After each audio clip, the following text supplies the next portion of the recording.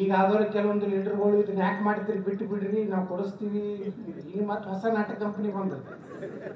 ಅವು ನಮ್ಮ ಪಾರ್ಟಿ ಇದ್ದಾಗ ಅವು ಕೆಲವೊಂದು ನಾಟಕ ಕಂಪನಿ ಇತ್ತು. ಈಗ ಈ ಪಾರ್ಟಿ ಬರೋಣ ಇದ್ರಾಗೂ ನಾಟಕ ಕಂಪನಿ ಇದ್ದೇ ಅವಾಗೇನು ಭಾಷಣ ಮಾಡ್ತಿದ್ರು ಅವರು, ಪ್ರಾಣ ಕೊಟ್ಟೇವು, ರಾಜಕೀಯ ತ್ಯಾಗ ಮಾಡ್ಲಿಕ್ಕೂ ಸಿದ್ಧ, ಪಂಚಮಸಾಲಿ ಮೀಸಲಾತಿ ತಗೊಂಡೇ ತಿರ್ತೀವಿ. ಈಗ ಮೊನ್ನೆ ವಿಧಾನಸಭೆದಾಗ ಮಾತಾಡ್ರು ತಮ್ಮ ಅಂದ್ರೆ ಮಾತಾಡ್ಲೇ ಇಲ್ಲಮ್ಮ. ಪಾಪ ನಾವು ಎಲ್ಲ ಲಕ್ಷ್ಮೀ ಹೆಬ್ಬಾಳ್ಕರ್ ಚೇಂಬರ್ನಾಗ ಕೂಡಿಸಿ ಎಲ್ಲಾರು ನಾವು ನಿರ್ಣಯ ಮಾಡಿದ್ವಿ. ಎಲ್ಲ ಎಂ.ಎ. ಪಾಟೀಲ್ ಇದ್ರು, ನಮ್ಮ ಅಲಂ ಪ್ರಭು ಪಾಟೀಲ್ ಇದ್ರು, ಮತ್ತೆ ಯಾರಿದ್ರು ಪುರ, ಮತ್ತೆ ಇದ್ದವ್ರು ಹೇಳ್ಬೇಕು, ಇಲ್ಲಾರ್ದವ್ರು ತೊಗೊಂಡು ಏನು ಮಾಡೋದು, ಅವಿದ್ದು ಇಲ್ಲಾರ್ದಂಗೆ. ಎಂ.ಐ. ಪಾಟೀಲ್ ಇದ್ರು, ಬಿ ಆರ್ ಪಾಟೀಲ್ ಆನಂದ್ ಇದ್ರು, ಅಲಂ ಪ್ರಭು ಪಾಟೀಲ್ ಇದ್ರು, ಲಕ್ಷ್ಮೀ ಹೆಬ್ಬಾಳ್ಕರ್ ಇದ್ರು, ಅಶೋಕ್ ಮನಗುಳಿ ಇದ್ರು, ರಾಜುಗೌಡ ಕುದುರೆ ಸಾಲ ಹೊಡಗಿದ್ರು, ಬೆಲ್ಲದಿದ್ರು, ತುಪ್ಪದ ಇರಲಿಲ್ಲ.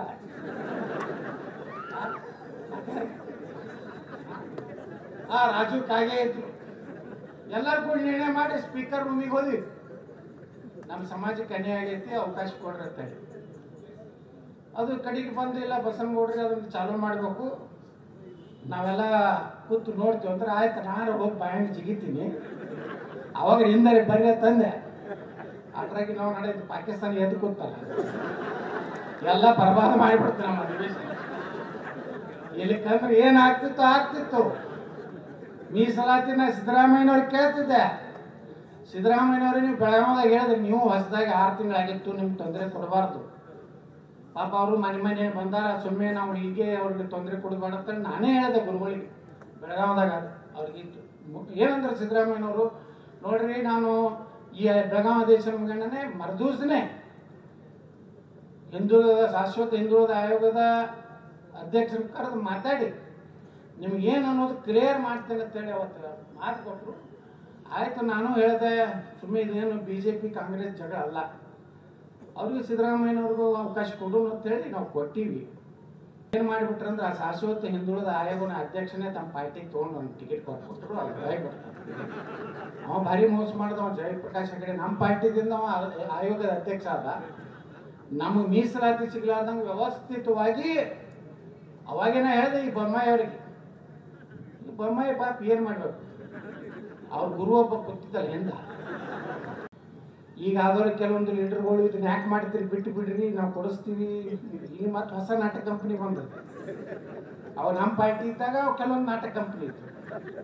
ಈಗ ಈ ಪಾರ್ಟಿ ಬರೋಣ ಇದ್ರಾಗೂ ನಾಟಕ ಕಂಪನಿ ಇದ್ದೇ ಅವಾಗೇನು ಭಾಷಣ ಮಾಡ್ತಿದ್ರು ಅವರು, ಪ್ರಾಣ ಕೊಟ್ಟೇವು, ರಾಜಕೀಯ ತ್ಯಾಗ ಮಾಡ್ಲಿಕ್ಕೂ ಸಿದ್ಧ, ಪಂಚಮಸಾಲಿ ಮೀಸಲಾತಿ ತಗೊಂಡೇ ತಿರ್ತೀವಿ. ಈಗ ಮೊನ್ನೆ ವಿಧಾನಸಭೆದಾಗ ಮಾತಾಡ್ರು ತಮ್ಮ ಅಂದ್ರೆ ಮಾತಾಡ್ಲೇ ಇಲ್ಲಮ್ಮ.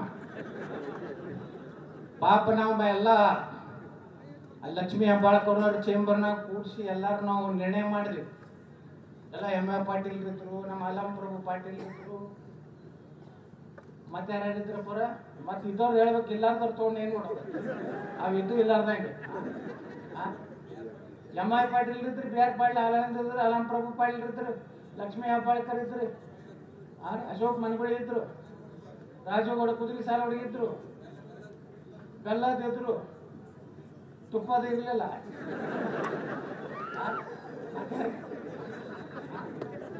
ರಾಜು ಕಾಗೆ ಇದ್ರು. ಎಲ್ಲರೂ ಕೂಡ ನಿರ್ಣಯ ಮಾಡಿ ಸ್ಪೀಕರ್ ರೂಮಿಗೆ ಹೋದ್ವಿ. ನಮ್ಮ ಸಮಾಜಕ್ಕೆ ಅನ್ಯಾಯ ಆಗೈತಿ, ಅವಕಾಶ ಕೊಡ್ರಿ ಅಂತೇಳಿ. ಅದು ಕಡೆಗೆ ಬಂದಿಲ್ಲ, ಬಸನಗೌಡ್ರಿಗೆ ಅದನ್ನು ಚಾಲೂ ಮಾಡಬೇಕು, ನಾವೆಲ್ಲ ಕೂತು ನೋಡ್ತೀವಿ ಅಂದ್ರೆ ಆಯ್ತು, ನಾನು ಹೋಗಿ ಬಾಯಂಗ್ ಜಿಗಿತೀನಿ. ಅವಾಗ ಹಿಂದೆ ಬರೀ ತಂದೆ ಅದ್ರಾಗಿ ನಾವು ನಡೆಯೋದು ಪಾಕಿಸ್ತಾನ ಎದ್ದು ಕೂತಲ್ಲ, ಎಲ್ಲ ಬರ್ಬಾದ ಮಾಡಿಬಿಡ್ತೀವಿ ನಮ್ಮ ಅಧಿವೇಶನ. ಇಲ್ಲಿಕಂದ್ರೆ ಏನಾಗ್ತಿತ್ತು ಆಗ್ತಿತ್ತು.